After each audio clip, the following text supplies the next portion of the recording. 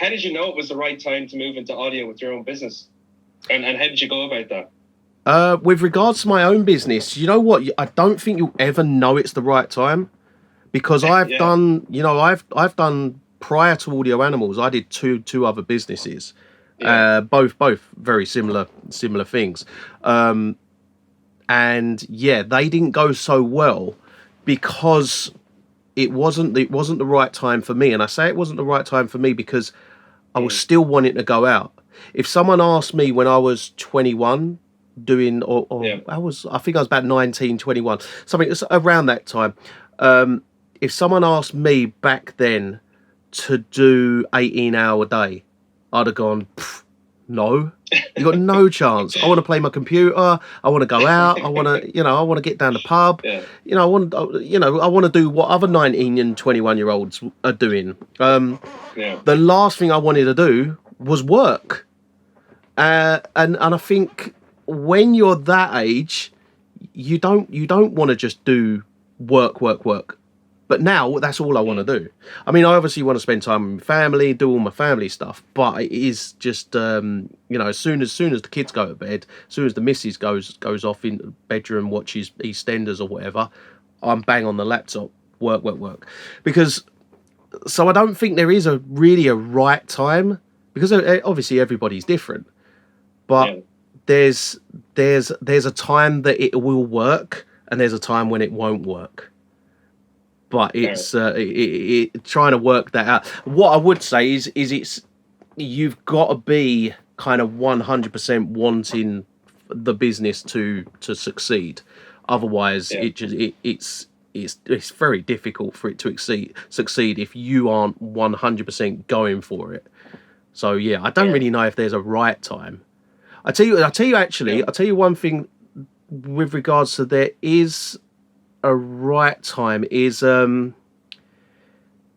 it's very hard to start a business when you've got a family and you've got loads and loads of people depending on you. For instance, if you've got a mortgage, for instance, it's very hard to start an audio business because you have to make, let's say for instance, you've got to make $2,000 every month, has to be made in order for you to pay your mortgage, pay the bills, pay everything, right? If you're going into an audio business having to make that from day one, it's going to be very hard because you're not necessarily going to make that from day one. Whereas if you didn't have all these expenses, so say for instance you were living at home with your parents, things like that, and you didn't have any mortgage, rent to pay, expenses, you could literally go, well, I don't even need to make that much money right from the get-go. I just need to make enough to get by. Everything on top of that gets reinvested into the business. And that way you can really, I'll tell you what I did in that regards is what I did was when I started this business, learning from the other businesses when I did those, what didn't work was I saved up a lot of money. I saved up basically just over a year's wages of what I would need to get by. I saved that up. I had that in the bank so that I didn't have to make X amount of money on day one. So I could spend a year and not make nothing. And if it failed at the end of the year, I had a great time doing it. But if I got to the end of the year, if I get covering your rent and things like that, it's kind of safeguarding you. I guess it's just it's a safety net so that you don't have to. Because the thing with it is as well is if you don't have to pull money out of the business, everything that you make can go straight back into it. And that will speed your process up so much quicker because you've got more money you can put into advertising, you've got more money you can put into buying equipment, and you've got more money just to pump into your business without having an investor pumping money in, taking part of your business from you. So that's what I did. And I found that as a very, very good approach. Obviously, saving up a big chunk of money is a hard task to do for anyone. But I would advise doing that. That's a good way of doing it. Yeah, safer landing. It's also interesting what you said. It's something you also have to be ready, I suppose, to work hard. So you have to be in that mindset. You know, I suppose like for people like myself who are doing it on the side, we're so used to working hard because we have to do our regular job anyway. But we're so obsessed with audio that every moment we have is to go into that. So you say that. I definitely feel like for myself when I went into full time, I was probably ready to work the hardest in my life I've ever done. You know.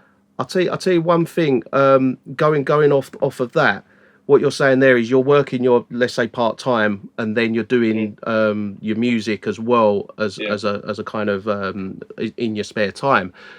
I always say the lovely thing about when you do go and do you turn that hobby into a business is this is what I'd do if it was Bank Holiday Monday, for instance. I had a day off work. I'd want to be here, kind of thing. Yeah. This is what I do on my time off.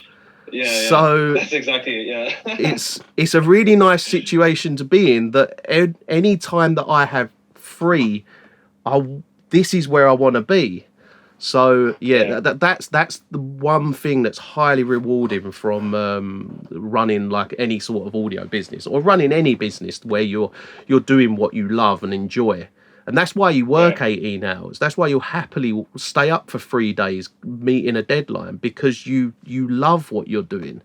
You don't mind doing that. But if you had a boss who's saying that, you know, if you were working, let's say, in a coffee shop, for instance, and your boss is telling you, right, I need you to do double shift. I need you to do 18 hours this week, this today. And, you know, you're going to turn around to him and go, nah, because you don't love it. You're not, you know, some people might want to do it, but, you know, the majority of people are going to be like, nah, this is just to make a little bit of money. I'm not doing...